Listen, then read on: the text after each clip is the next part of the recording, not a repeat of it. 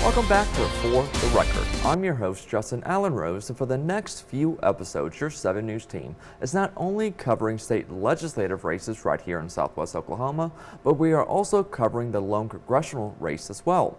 Now in that race, Republican incumbent Tom Cole is facing off against Democratic challenger Mary Brannon and Independent James Stacy.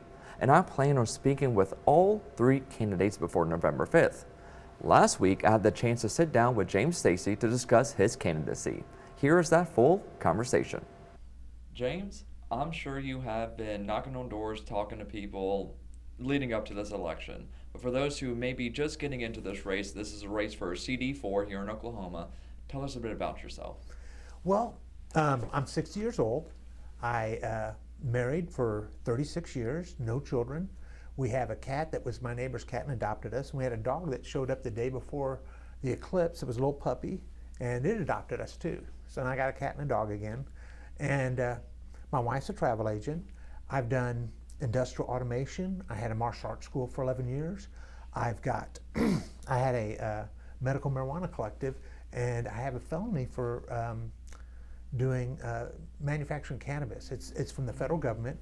In the sentencing, both the judge and the federal prosecutor said I was in complete compliance with state law, but I was caught between state and federal law. And so that's why I ended up having to take a plea deal. It was originally for 3 years, but I only had to do, or they only gave me 2, and then I only had to do 13 months. And that's one of the reasons why I'm very pro-cannabis, and I'd like to see it removed from scheduling so that state laws that are already in place can take over. I currently am a software developer. I write apps for the Apple products, the iPad and the iPhone and the Mac computer. And I'm running for Congress because I want to do what's right for Oklahoma, not what's right for the parties. For the cannabis deal, was that in Oklahoma? No, that was in California. Okay. What happened was on September 9th, 2009, the local district attorney did a raid, and they arrested 200 people on one night. 198 people got to go home that night. 2 people went federal. I was one of the people that went federal. They never told me why, but I fought it for 2 years, and then in the end took a plea deal. That notion between the state, I mean, you said it was right by the state, wrong by the federal government eyes. Is that something you said you're going to look to rectify? Is that one of the main things you're going to look towards to, and it's going to affect here in Oklahoma as well, because our statewide, I mean, in the 90s, feds would go into California and raid the places and take their product and money and what have you. There's nothing legally saying they can't do that now. They just decided not to. So does that worry you here for the residents of Oklahoma who are engaging in legal cannabis? Exactly.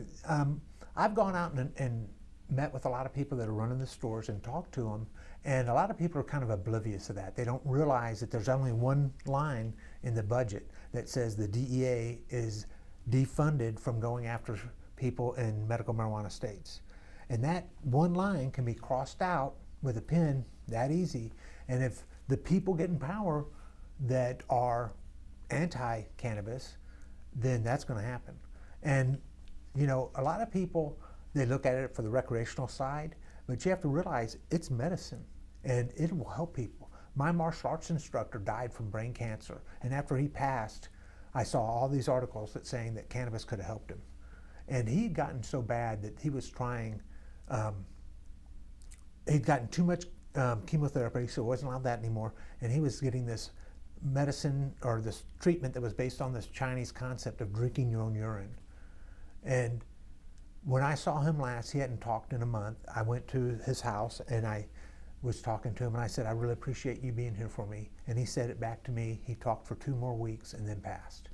And I was living out of the state at the time, but it was a wonderful person, and the loss of that, even on the possibility, is not worth it. What do you think are the main problems facing this district? And you can go into maybe a nation as a whole as well. Well, first of all, in our district, I'd say education is #1 issue. We're 49th in the United States.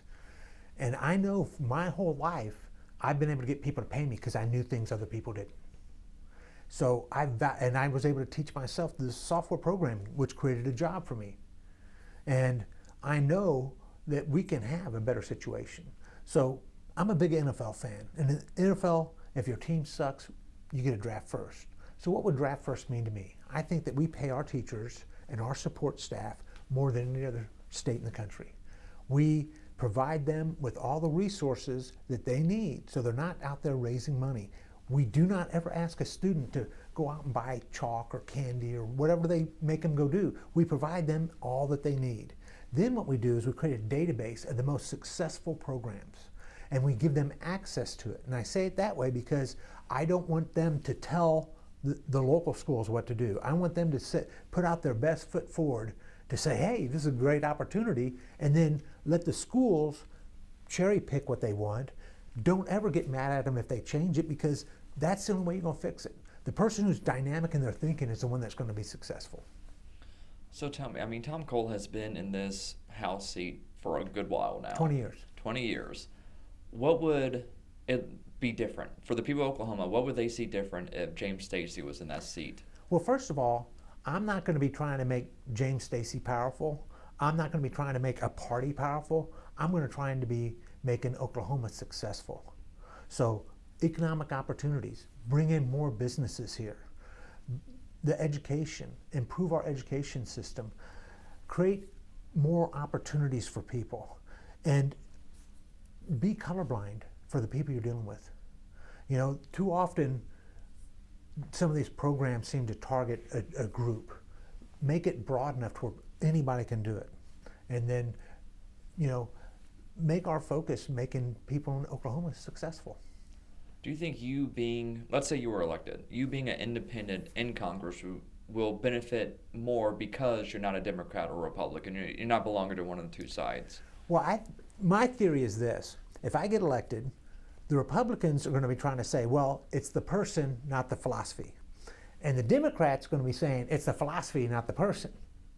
And I'm going to be saying, whichever one of you guys is going to help me accomplish my goals, that's who I'm going to talk to. I'll give you an example of something I saw. I saw this bill that was addressing foreign nationals buying our farmland. There's like 300,000 acres that are owned by foreign nationals. And it had like 5 parts to the bill. The first 2 parts, bang, you know, let's address this issue. Second part was, you know, help farmers out and do this. And the next 3 parts were all poison pill. All stuff designed to make it not pass. So I'm going to go grab that bill, cross out those 3 parts because I'm not politically aligned. And I'm going to take those 2 parts and then I'm going to shop that around. And then the people are going to have to say, no, I'm voting against our farmers. They won't be able to say those poison pills are why they're not doing it. Immigration, another issue. It's always on the minds. It's one of the top issues this election cycle. How do you think we got into the position we're currently in as America regarding our southern border? Well, it's an issue that built up. The first thing that happened is we stopped sending money to South America to help them improve their countries. And that's what kicked up a lot of the people leaving their countries, because you know, if you have no economic opportunities or you got gangs running around or you know, you're fear for your life, you're not going to want to stay there. The second thing that happens is all these politicians saying we have open borders. What happens is that statement goes south and they hear America has open borders, so they have no reason not to go. The other issue that we have is, or the thing that's kind of interesting to me is, I'm 60 years old and the border's been an issue my whole life. So this major emphasis on that being the issue is kind of not real. It's just, it's a made up thing. But the real problem is that there was a negotiated bill that would have addressed the issues, and Donald Trump told them not to pass it so he could have the issue to run on. And now they're the Republican Party is trying to grab that as their issue. You know, we're going to be tough on the border. No, you're creating this issue. You're the ones that are doing it. So right now, I would say that's where the blame goes, is to the Republican parties for the statements they make and for refusing to pass the bill. You mentioned Donald Trump. Of course, he's going up against Kamala Harris. Both sides are saying that this is an election that's going to determine democracy. Are you of the same view? If you can, in either one, let's say you get elected, doesn't matter if one of them two get elected, or do you matter, or doesn't care to you, or are you just gonna be like, hey, I'm just gonna do my job. Once I get in there, it doesn't matter who the president is? Well, I will agree with the last statement that I will do my job regardless who the president is, but I do think that it's a threat to our democracy. Project 2025 is a plan that is stolen from Hungary, right? And Erdogan, and it's where they took 4 years to really drill down into this program. They have particular people's names. They're going out and they're already writing the executive orders that Donald Trump's going to sign on day one. And Donald Trump has said, I'm going to be a dictator on day one. And he said all these, he's calling fellow Americans the enemy from within. That is directly from Hitler. And people that have to demonize somebody else to look good, they're losers. They're just flat out losers. When I go out against somebody, I want to go out against the best. You know, when I was doing martial arts tournaments when I was young, I always wanted to fight against the best guy, because that's why I'm there. You know, if I want a trophy, I can go buy one for $10. You know, that doesn't mean anything. But if you go out there and you go against the hardest competition and you win, that's what counts. Not only is immigration and democracy on the top of people's minds when going to the ballot box, but so is the issue of abortion. Would you be willing to sign a national abortion bill, whether it is, let's say, allowing abortion or completely taken away? Would you sign a national, or would you want to keep it to the states? Well, I think keeping it to the states is wrong. It's a national issue. And here's the thing. People are saying, well, that's Christian law. There is no such thing as Christian law. That's Sharia law. And the reason why they took it away is because that's a controversial right. And they wanted to set up to be able to start taking away our rights. Because if you look at some of the Supreme Court's rulings since then, they've ruled that our Constitution is unconstitutional and that a president has king-like powers. So this is all setting up for a coup of our government. And a lot of people don't realize Hitler was legally elected. He was democratically elected. He had his brown shirts behind him, and Donnie's got his red hats behind him. Interesting. You know, it's just a lot of stuff to unpack there, but I kind of want to stay there for a little bit. No worries. I'll take it as long as you want. No, because it's scary. So talk to me about that Project 2025. Oh, no, let's talk about Supreme Court justices now. You mentioned about their recent rulings regarding how the president might not be liable for certain actions while he's there. One of the things the Biden administration has maybe looked down is the notion of term limits for Supreme Court justices. Do you think there needs to be term limits implemented for justices? Yes. I think that two things need to happen. A strict conduct policy, the same one that they apply to other federal judges. And then also, we need to have term limits. But there's another thing that you got to think about that happened. So recently, the Supreme Court ruled that it's not a bribe if it's paid afterwards. So if I come up and say to you, if you come up and ask me and I do you a favor, and then you give me $5,000 afterwards, that's a tip. And then what do the Republicans want to do, and the Democrats now? No taxes on tips. So let's look at somebody like Clarence Thomas, who's got all this corruption, all this stuff going back. That's all tips. And he don't owe back taxes because they just passed a no-tip tax. Mm-hmm. You know? So that's not right. I mean, if anything, I want anybody under the color of power, police, politicians, anybody like that, should have a multiplier added to their sentences. So instead of having reduced sentencing, maybe another 2 times. There has to be, because they're acting under the color of power. They're out there being elected and doing stuff. Like, so the guy that they caught with all the gold bars in his closet, he should never see the light of day again. You know, when people go and they trade their power for money, that's not acceptable. You touching on money in politics. How do you feel about that? A lot of people think money should, with the not too long ago Citizens United case allowing for kind of free flow of money into politics. Some people think that members of Congress should be able to trade stocks. What do you follow on that issue? Well, I don't think that when you're in Congress that you should be trading stocks or doing anything that is making you money, because that would influence you to unduly help that business or industry. I mean, there's no way it won't. You know, people are greedy. That's the nature of humans, you know. I personally am not asking people for money. I'm asking people to read my platform, and if they support it, tell somebody about me. I want to be the only candidate that wins that has not even raised or spent $5,000. I'm not going to have to file the FEC filing.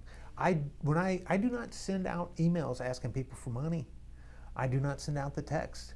I put out signs, and I try and meet people face to face, and I try and talk to them, and I want to listen to people. One of the things that happens is I can't know everything. So the only way I can know some things is if when I talk to you, you tell me, you know, what's going on? Why is this a problem for you? So that's really nice that I can do that and try and listen to people. And I have, you know, what I think the way the world is, but I listen to people because if they're in there, they know more than I do. And, you know, I got to weigh out what they say and figure out how that works. And sometimes that means I got to go talk to more people. Tom Cole, who of course is the incumbent, said we need a restructuring of Social Security, or else it might have to go away in the future. It would run dry. How do you feel about Social Security? Do we need to re-up it? What is needed to keep that on the books? Well, since Social Security is actually an insurance, and they've taken that money out of my paycheck my whole working life, did not ask me. So, first of all, they have to do everything they can to keep it solvent. So, caps that they have on how much they remove that, okay? Right now, we need to increase the amount of money that we're paying our seniors. They need a drastic increase to deal with all the inflation. You know, these are people who worked their whole life. We promised them if they worked their whole life, we'd take care of them. And that's what we're gonna do. You know, these billionaires, they can pay a little bit more taxes. Talking about taxes, do you want to see an increase in taxes for those who, let's say, top 1%? How do you feel about the tax code? Well, Mike Bloomberg made $10 billion last year and paid 0.9% taxes. You and I pay 34% taxes. I'm a capitalist.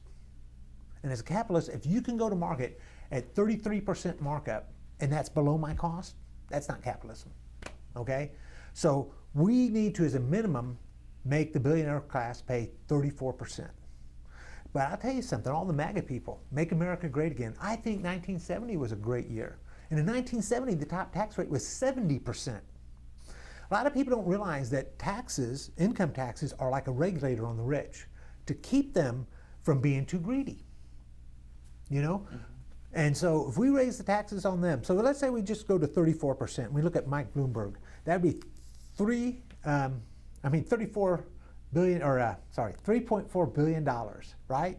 So if we want to fix the border, that's some pretty good chump change to do that. If we want to fix our education system, we need to fix the water pipes throughout America. Right now, the policy is you wait till people are dying and getting sick, and then you struggle to try and replace it. A lot of cities don't have the resources, but the federal government does. You could go and start at the worst cities and work your way back, and then have water that's safe. Because if people are getting poisoned by the water, you have the right to life, liberty, and the pursuit of happiness. And getting poisoned is not one of those. What about tariffs? There's been like a little debate this election cycle about tariffs. Do you think those are good, or do you think they will raise prices, let's say, on Americans? I'll tell you, this is how you use tariffs. Mm-hmm. There's the Michelin plant in Ardmore, and they're moving their production out of the country. So you say to Michelin, you say, you're going to pay $100 per tire tariff until Ardmore's made whole. That's how you use tariffs. A blanket, we do everything, is the worst thing you can do, because what's going to happen is all the local competition that's not being tariffed is going to say, well, now my competitor's gone from this to this, I'm going to go ahead and grab that too. It's going to raise prices on everything. People aren't going to be able to take advantage of lower prices. They're going to be hit with higher prices. If there was a tariff on a product that was coming in way below Americans' cost, and we brought it up to make us competitive, that's what tariffs are for. They're not for somebody to justify not collecting taxes from the rich. Some people are worried about the declining birth rate in the country. A lot of people say it's because of certain government policies or inflation's hurting people. It's hard to live. Things are expensive. What can be done to make, I guess you can say, families healthy, or to make people want to have a larger family, to have 2, 3 kids instead of just one, or maybe no kids at all? Well, my wife and I, when we tried to have children, and we actually did the IVF treatment 3 times, and we only did it 3 times because it's so expensive.